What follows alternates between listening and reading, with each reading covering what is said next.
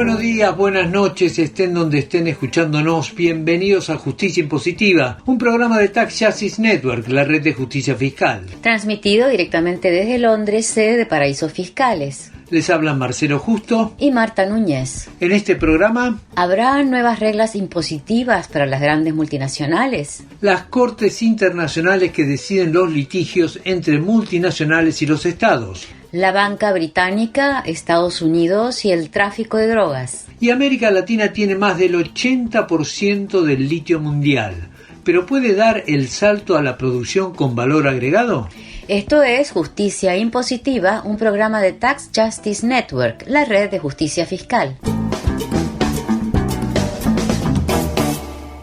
Las negociaciones en el seno de la Organización de la Cooperación y Desarrollo, la OCDE, sobre el impuesto a las grandes multinacionales, incluyendo las digitales, tienen una fecha límite, la cumbre del G20 en octubre. Entre estas dos organizaciones decidirán el primer gran cambio en la normativa que rige a las multinacionales en más de 100 años. Hoy a nadie discute que es necesario actualizar y reformar esta normativa porque el funcionamiento de las multinacionales de principios del siglo XX y del siglo XXI ha variado enormemente. La digitalización y la proliferación de paraísos fiscales hace imprescindible un nuevo marco regulatorio para que la tributación de las multinacionales no sea un agujero negro de evasión y elusión fiscal. El problema son las propuestas que hay sobre la mesa para la cumbre de octubre. La propuesta del G20 que lleva adelante la Organización de la Cooperación y Desarrollo, la OCDE, tiene dos pilares. El pilar 1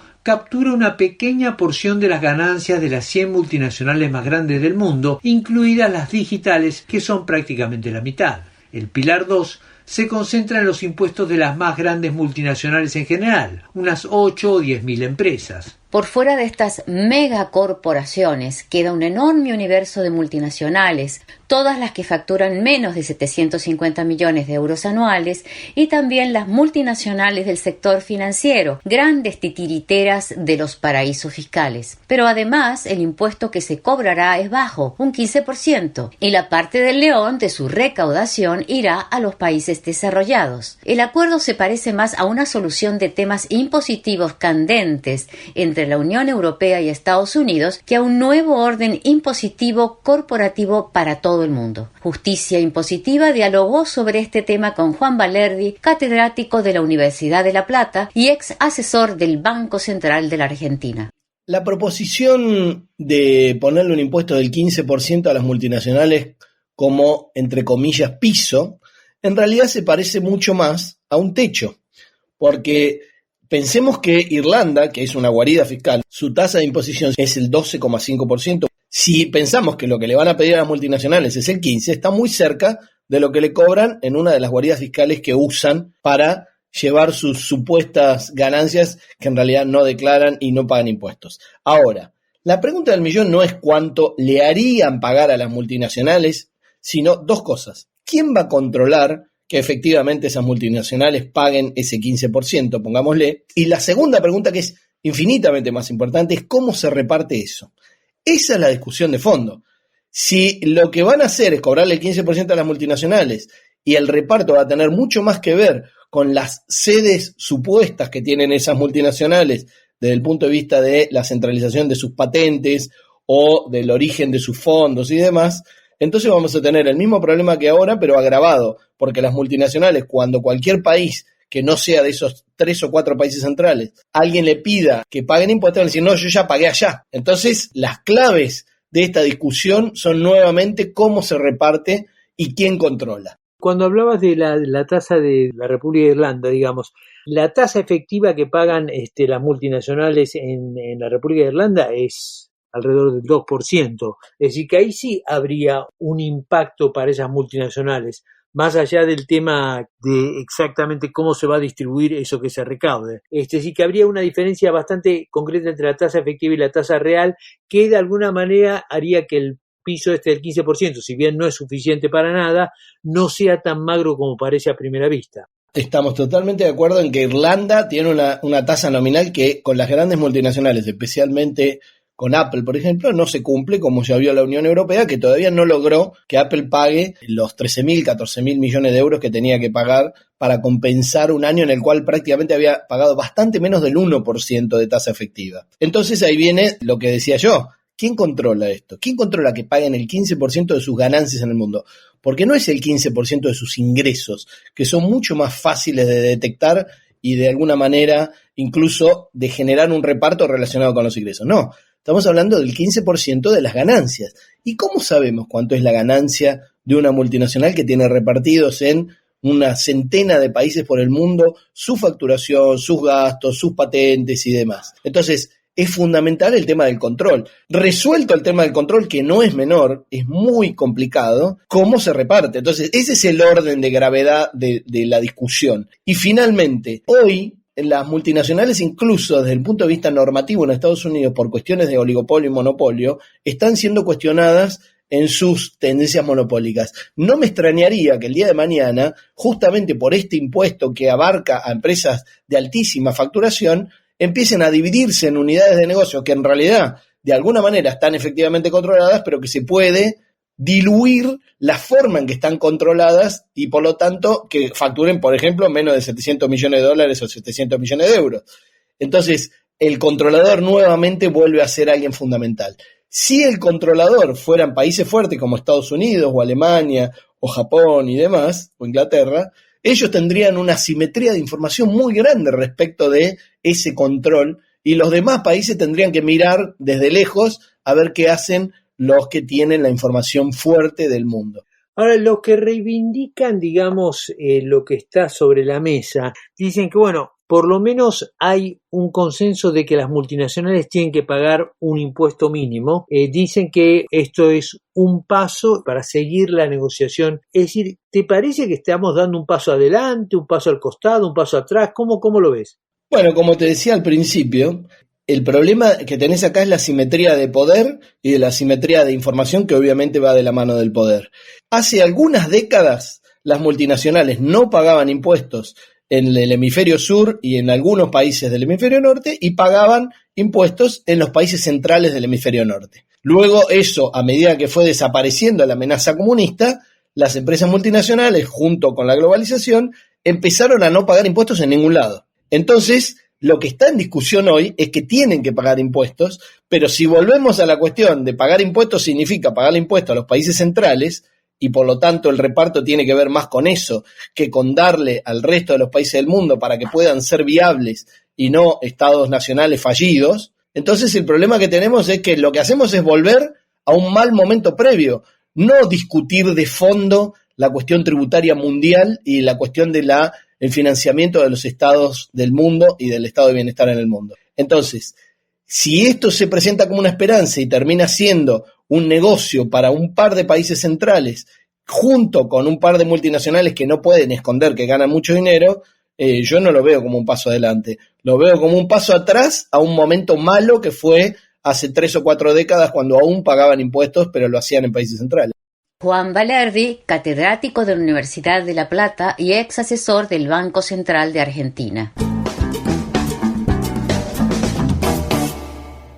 En las últimas décadas, en particular desde la caída del muro de Berlín, el sistema económico internacional está cada vez más dominado por el poder de las corporaciones. Este sistema se rige por las reglas que imponen instituciones formales e informales y por tratados comerciales y acuerdos bilaterales o multilaterales entre los estados. Instituciones como la Organización Mundial del Comercio, el Fondo Monetario Internacional o el Banco Mundial están dominados por las naciones centrales, al igual que la Organización de la Cooperación y Desarrollo, la OCDE, que ha actuado como el ordenador de facto de las reglas fiscales internacionales y que hoy tiene un papel fundamental en el armado de un nuevo régimen legal para las multinacionales más grandes del planeta.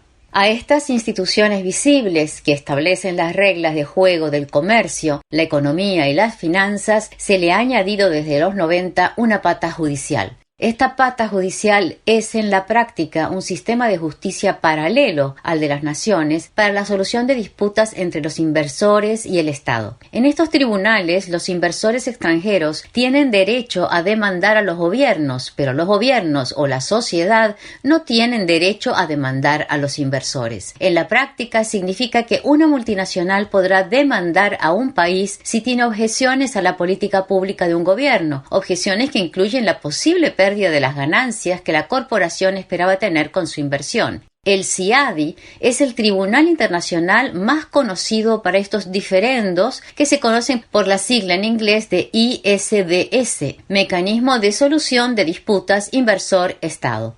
En el sitio web del Transnational Institute, un instituto de investigaciones que opera desde Holanda hace más de 40 años, Luciana Ghiotto y Cecilia Olivet publicaron Justicia Paralela, una investigación sobre estos tribunales internacionales y el impacto negativo que tienen sobre el desarrollo económico y social de nuestros países. Justicia Impositiva dialogó con Luciana Ghiotto para nuestra sección de Panorama Internacional. La investigadora comenzó por explicar cómo funciona el sistema. Lo que hemos visto es la cantidad de demandas que hay en este momento. Han pasado las 1000 demandas de inversores extranjeros contra los estados, siempre asociados a políticas que tienen que ver, en su gran mayoría, con situaciones de crisis económicas, crisis sociales, crisis sanitaria, también asociadas al COVID. El año pasado también se ha visto un aluvión de demandas, especialmente contra países de América Latina. Este sistema permite entonces a los inversores ir al arbitraje, que es un sistema que nosotros llamamos como que genera una especie de justicia paralela, porque estamos ante la proliferación de cortes privadas, que no son cortes, en realidad son tribunales privados de árbitros que vienen del sector privado y que en su mayoría tienen intereses creados en los casos porque han sido muchos de ellos asesores de inversores o abogados de bufetes privados, ¿no? Entonces se ha generado una élite de abogados y de árbitros que deciden desde países como Suiza, de países como Francia o Estados Unidos, sobre demandas contra países, en este caso, por ejemplo, América Latina,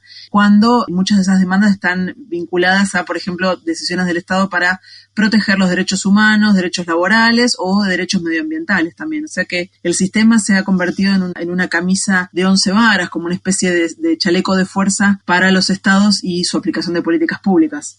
El sistema se extendió en los 90 con el argumento de que los tribunales locales eran parciales en este tipo de disputas entre los estados y los inversores.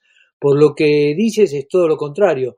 Ahora, los que defienden el sistema dicen que en estos tribunales los estados eligen un árbitro, los inversores eligen otro árbitro y el tercero se elige de común acuerdo.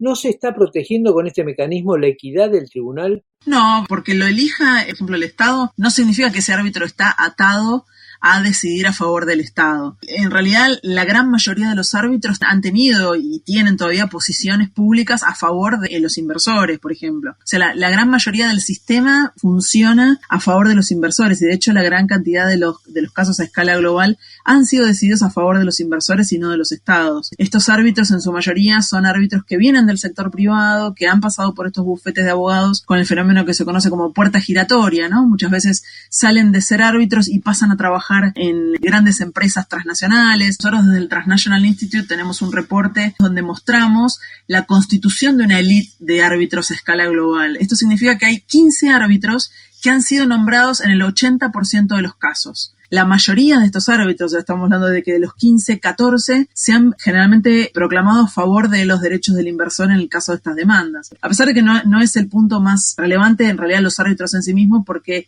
uno podría tener árbitros mejores, entre comillas, pero el problema son los tratados y son los derechos sustantivos que se le da a los inversores. Aún si se generara, como se está discutiendo a escala global, una corte multilateral de inversiones o un tribunal internacional sobre inversiones que intenta saltar estas problemáticas con los árbitros, tampoco eso significa que los resultados sean mejores, simplemente que tenés árbitros con más claridad de quiénes son y cómo se eligen. Pero el problema son los tratados de inversión, que son los que le permiten a los inversores acudir a estos centros de arbitraje. Hay una red de unos 300 tratados de libre comercio y cerca de 2.500 tratados de protección de inversiones que tienen precisamente este sistema de resolución de disputas. El centro del problema son los derechos que se han firmado, que se han incluido dentro de los tratados y dentro de los capítulos de inversiones de los tratados de libre comercio, porque justamente esas cláusulas lo que hacen es dar derechos totales a los inversores por sobre la capacidad de acción de los estados. Dicho en pocas palabras, estamos ante tratados que lo que hacen es generar el espacio para la seguridad jurídica para los inversores y que no permiten que los estados regulen esas inversiones de ninguna manera. De hecho, en muchos de los tratados está directamente prohibido cualquier requisito de desempeño que un estado pueda poner sobre el inversor. Y cualquier acción del estado, el inversor la puede interpretar como expropiatoria o como violatoria de sus derechos como inversor en ese país. Por eso es que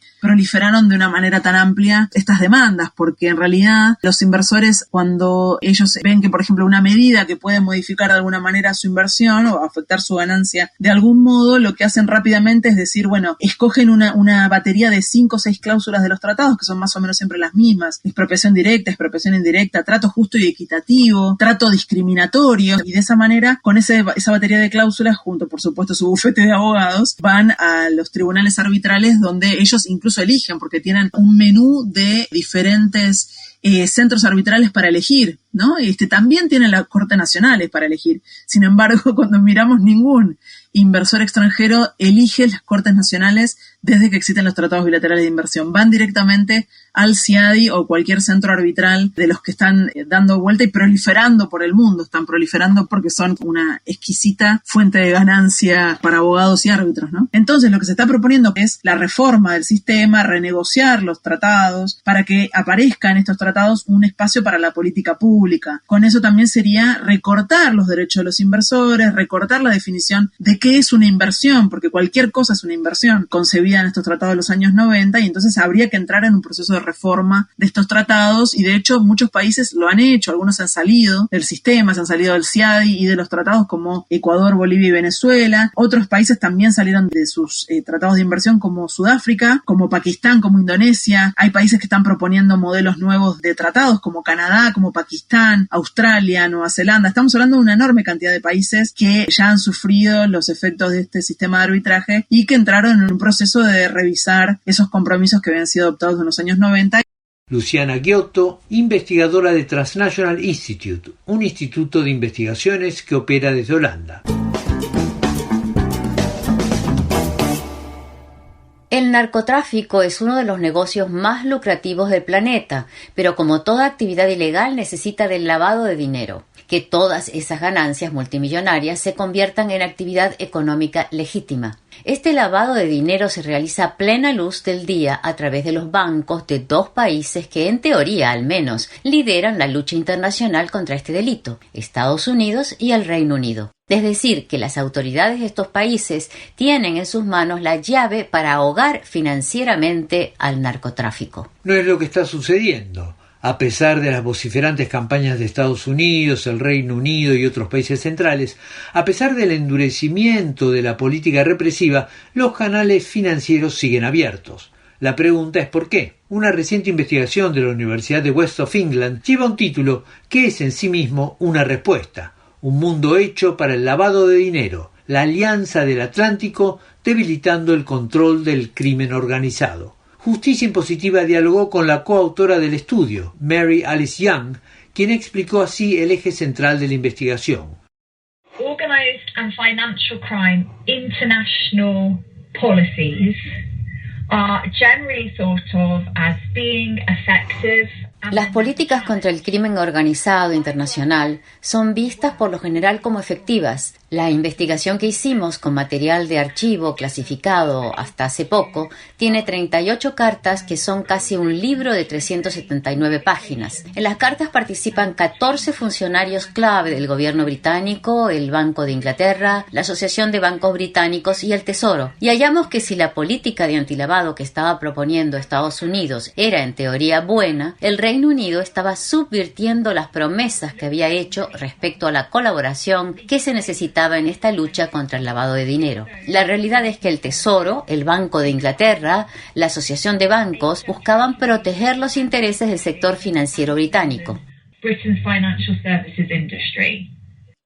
En los 70, el entonces presidente de los Estados Unidos, Richard Nixon, había impulsado normas para que los bancos investigaran a clientes sospechosos de lavar dinero como parte de la lucha contra el narcotráfico y la evasión fiscal. Estos dos delitos habían crecido de modo alarmante con la proliferación de paraísos fiscales que se había dado desde mediados de los 60. A principios de los 80, un informe del Senado estadounidense responsabilizaba directamente a esta nueva arquitectura financiera global de los paraísos fiscales por el lavado de dinero del narcotráfico y el crimen organizado. Y en el Reino Unido, un informe parlamentario coincidía en señalar que se necesitaba una nueva organización del sector financiero. Nuevamente Mary Alice Young. In the 1970s, the US was concerned over money laundering and bank secrecy because they saw it as attached to drug trafficking. En los 70, Estados Unidos se ocupó del tema del lavado de dinero y del secreto bancario porque los percibía vinculados al tráfico de drogas. Así que Nixon y sus asesores sacaron una serie de leyes contra el narcotráfico en las que incluían medidas contra el secreto bancario. Estados Unidos inició conversaciones con el Reino Unido sobre este tema. Los dos gobiernos querían combatir el narcotráfico. El problema era que ambos países tenían que reconocer que territorios y jurisdicciones sobre las que tenían responsabilidad facilitaban el crimen financiero vinculado al narcotráfico. Esto terminó creando una especie de mentira compartida. Por un lado, los dos países en el papel se comprometían a la lucha contra el narcotráfico, pero por el otro no hacían todo lo posible para combatirlo ni para evitar que otros países crearan y perfeccionaran todo un mundo de secreto y opacidad bancaria. En los 80, Estados Unidos todavía veía el secreto bancario como un peligro para la seguridad pública. Esto queda claro en el informe del Congreso. Pero en el mismo informe, el Senado señalaba que las sanciones que proponían eran equivalentes a declarar una guerra comercial con países aliados y además las propias compañías estadounidenses se verían perjudicadas. In competition with foreign concerns, if we push these issues. En otras palabras, Estados Unidos comenzó a experimentar las contradicciones que tenía el Reino Unido entre su sector financiero, los poderosos tentáculos que tenía este mundo en la política nacional y su propia política de combate contra el narcotráfico. Esta contradicción se ha resuelto por un lado demonizando otros países, sea Colombia, Jamaica, Bolivia o México, y concentrando un esfuerzo represivo en estas jurisdicciones, y por el otro, permitiendo que sigan floreciendo las jurisdicciones del secreto financiero en Estados Unidos y el resto del mundo. The US and the UK set its own priorities. Western countries have set their own priorities when it comes Estados to Unidos y el Reino Unido tienen sus propias prioridades y no reconocen el daño que causan con esta política. Estados Unidos tiene Delaware, por ejemplo. Delaware es un centro de lavado de dinero con leyes que protegen el secreto bancario, la evasión fiscal, el lugar perfecto para cometer delitos financieros. Pero Estados Unidos penaliza a los países del sur global y usa toda su influencia para atacar a estos países. Lo mismo pasa con el Reino Unido, que tiene sus territorios de ultramar, islas caribeñas como las Bermudas o las Islas Caimán, y las dependencias de la corona que están a unas pocas millas del Reino Unido. crown dependencies much nearer to home. Mary Alice Young, de la Universidad de West of England, coautora de Un mundo hecho para el lavado de dinero, la Alianza del Atlántico, debilitando el control del crimen organizado.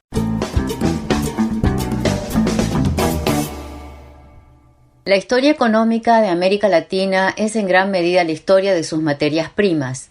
El oro y la plata de la conquista española, los minerales y la riqueza agrícola ganadera del siglo XIX, el petróleo y la energía en el siglo XX son distintas capas que condensan el mismo modelo económico de crecimiento, basado en el sector primario, de corte extractivista, con poco valor agregado. En este siglo XXI, la región enfrenta el mismo dilema.